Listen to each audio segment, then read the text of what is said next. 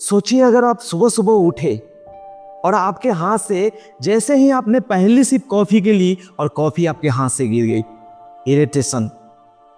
Road पर आप निकले घर से ऑफिस जाने के लिए और रास्ते में ट्रैफिक मिल गई। गुस्सा। ऑफिस में बॉस ने कुछ कह दिया, थोड़ा सा डांट दिया, पूरा दिन बर्बाद। अब सवाल है, क्या कॉफी, ट्रैफिक और बॉस ने दिन खराब किया था या उसके इमोशन ने? ट्रूथ यह है कि लाइफ में प्रॉब्लम सबको मिलती है, लेकिन उनका असर आपकी इमोशन डिसाइड करती है।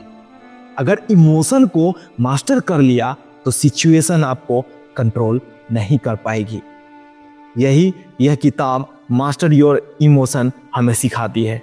तो चलिए सीखते हैं इस किताब के 7 पावरफुल लेसन। नमस्कार साथियों, आप सुन रहे हैं बुक संगम, जहां हम लाते हैं बेहतरीन किताब और आइडिया का सार आसान और साफ हिंदी भाषा में।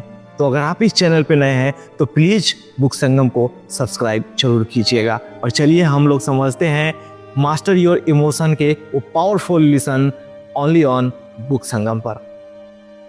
पहला चैप्टर कहता है इमोशन आर टेम्पोररी विजिटर्स। आपका जो इमोशन है ना, वो टेम्पोररी है। हमारी सबसे बड़ी गलती यह है कि हम सोचते हैं मेरा गुस्सा हमेशा रहेगा, मेरी सैडनेस परमानेंट है। लेकिन सच यह नहीं है। इमोशन वेदर की तरह है, आते हैं और थोड़ी देर में चले जाते हैं। जैसे एक लड़की ब्रेकअप के बाद सोच रही थी अब मेरी लाइफ खत्म हो गई है।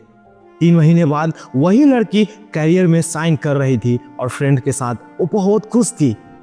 मतलब वो इमोशन सिर्फ टेम्पोररी गेस्ट था, लेकिन हम उसको परमानेंट बनाने के लिए सोचते हैं। जैसे लॉर्ड बुद्धा कहते थे, भावनाएं जो है ना बादल की तरह है, आएंगी और चली जाएंगी। अमिताभ बच्चन ने भी कई बार कहा, कई बार वो करियर में गिरावट आई उनकी, लेकिन वो फेस टेम्पोररी था। तो जब भी कोई स्ट्रॉन्ग इमोशन आए, खुद से कहो ये इमोशन विजिटर है, ये थोड़ी देर के लिए है, ये आया है और थोड़ी देर में चला जाएगा। सेकेंड चैप्टर कहता है थॉट क्रिएट इमोशन। आपका जो विचार ही इमोशन को क्रिएट करता है। हम सोचते हैं कि सिचुएशन इमोशन बनाती है, बट रियलिटी आपकी थिंकिंग इमोशन बनाती है।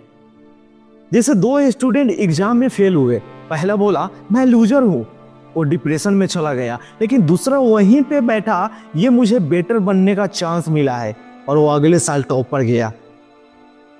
जैसे एक फिलोसोफर कहते हैं, तुम्हें हर्ट करने वाली चीज सिचुएशन नहीं, तुम्हारी अपनी सोच है। सानिया नेहवाल जो बताती हैं इंजूरस आई, उनको इंजरी हुई लेकिन माइंडसेट बदला और कम बैक किया। सो निगेटिव थॉट्स आए तो खुद से पूछो, क्या यह सच है या सिर्फ मेरी सोच है। एंड थर्ड चैप्टर कहता है डोंट सप्रेस ऑब्जर्व इमोशन। हम गुस्से में खुद को बोलते हैं गुस्सा मत करो। हम इमोशन दबाते हैं और दबा हुआ इमोशन वोल्केनो की तरह ब्लास्ट करता है, एक गुब्बारे की तरह ब्लास्ट करता है। एक बार एक एम्प्लॉय रोज इंसल्ट को दबाता रहा, उसकी रोज इंसल्ट होती थी और वो इंसल्ट को दबा देता था।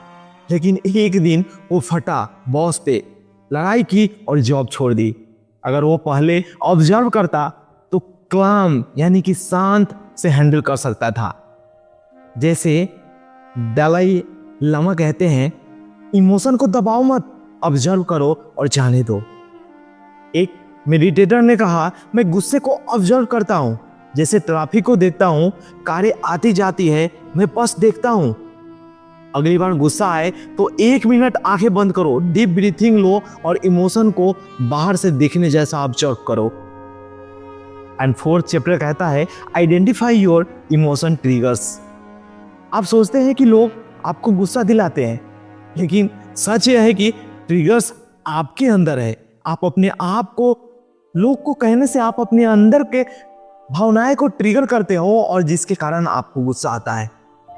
जैसे एक लड़का हर बार कंपैरिजन पर हर्ट हो जाता था, उसे लोग कंपेयर करते थे और वो हट जाता था। थेरेपिस्ट ने पूछा ये ट्रिगर क्यों है? तो बचपन में उसे पेरेंट्स ने बार बार कंपेयर किया था दूसरों से। मतलब ट्रिगर सिचुएशन में नहीं, अंदर की यादों में था। जैसे विराट कोहली हर बात पर रिएक्ट करते थे, बाद में ट्रिगर कंट्रोल करना सीखा। अब वो काम होकर खेलते हैं, वो ठंडे दिमाग से खेलते हैं, अब वो ट्रिगर नहीं होते हैं। जैसे विनफ्री को चाइल्डहुड ट्रॉमा था, लेकिन उसने ट्रिगर को समझकर उसे स्ट्रेंथ में बदला। तो लिखो कौन सी बातें मुझे तुरंत ट्रिगर करती है, और नोट करो कि उनका रूट क्या है। उसका रूट कॉज अगर आप ढूंढ लोगे तो आप इस चीज से छुटकारा पा लोगे। तो बैठ के शांति दिमाग से सोचो कि कौन सी ऐसी बात है जो आपको ट्रिगर करती है। एंड फिफ्थ चैप्टर कहता है reframe your emotion. Negative emotion का मतलब यह नहीं कि वो आपका एनिमी है। प्रॉब्लम यह है कि हम उसे गलत नजर से देखते हैं। जैसे एक एंटरप्रेन्योर का सेटअप फेल हो गया, पहले उसने सोचा मैं फेलियर हूं, फिर रिफ्रेम किया। यह फेलियर मुझे सिखा रहा है कि नेक्स्ट बार कैसे सक्सेस करना है। सो रिजल्ट, अगला स्टार्टअप सक्सेसफुल हुआ, क्योंकि वो उस पे फेलियर पे ध्यान दिया, वो उस पे डीपली डिस्कशन किया। जैसे थॉमस एडिसन 1000 बार बल्ब एक्सपेरिमेंट में उन्होंने फेल हुआ।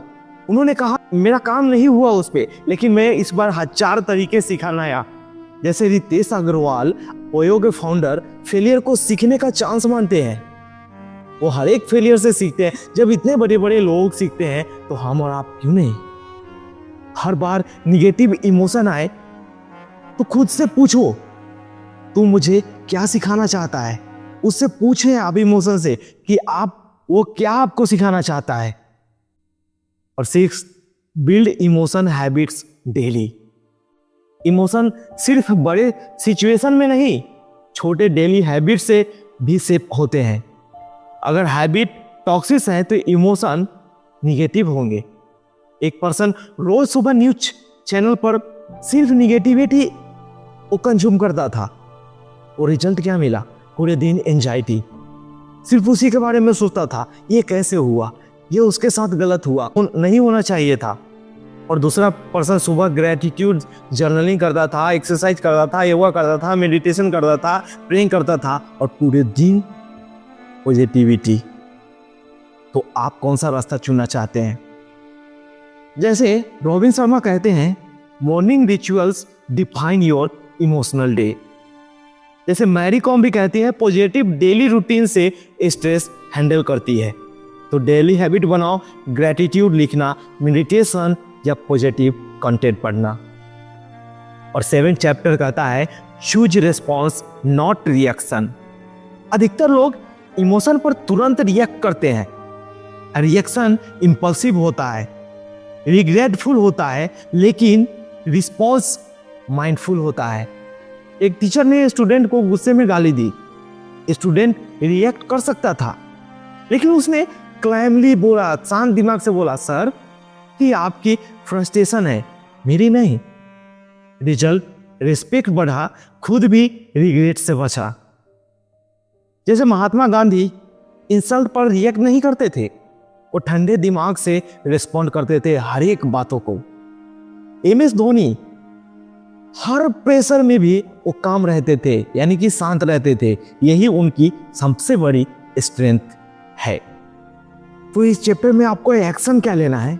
जब भी स्ट्रॉन्ग इमोशन आए तो 5 डीप ब्रीथ लो, और फिर डिसाइड करो रिएक्ट करना है या रिस्पॉन्ड करना है।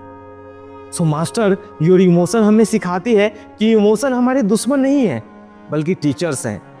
उन्हें टेम्पोररी विजिटर्स मानो, ऑब्जर्व करो, ट्रिगर्स को पहचानो, रिफ्रेम करो, डेली हैबिट्स बिल्ड करो, और हमेशा रिएक्ट नहीं, रिस्पॉन्ड करो। याद रखो मेरे दोस्त, अगर इमोशन आपके कंट्रोल में नहीं है तो आपकी लाइफ आपके कंट्रोल में नहीं है। तो इमोशन को कंट्रोल करना सीखो। अब आप सोचिए, आपकी जिंदगी में कौन सी इमोशन आपको सबसे ज्यादा कंट्रोल करती है? गुस्सा, डर या स्ट्रेस? कमेंट में जरूर लिखिएगा, और आज से पहला स्टेप लीजिए उस पर मास्टरी का। सो मेरे दोस्त, ये थी आज की समरी। अगर यह समरी पसंद आई तो बुक संगम को सब्सक्राइब कीजिएगा, इस वीडियो को लाइक कीजिएगा, कमेंट करके बताइएगा कि कैसी लगी, ताकि अगली किताब और आइडिया की ताकत भी आप मिस न कर सके। तो आज की इस ऑडियो समरी में बस इतना ही। मिलते हैं अगले एपिसोड में सिर्फ और सिर्फ बुक संगम पर। तब तक आप कीप रीडिंग, कीप ग्रोइंग। जय हिंद, जय भारत।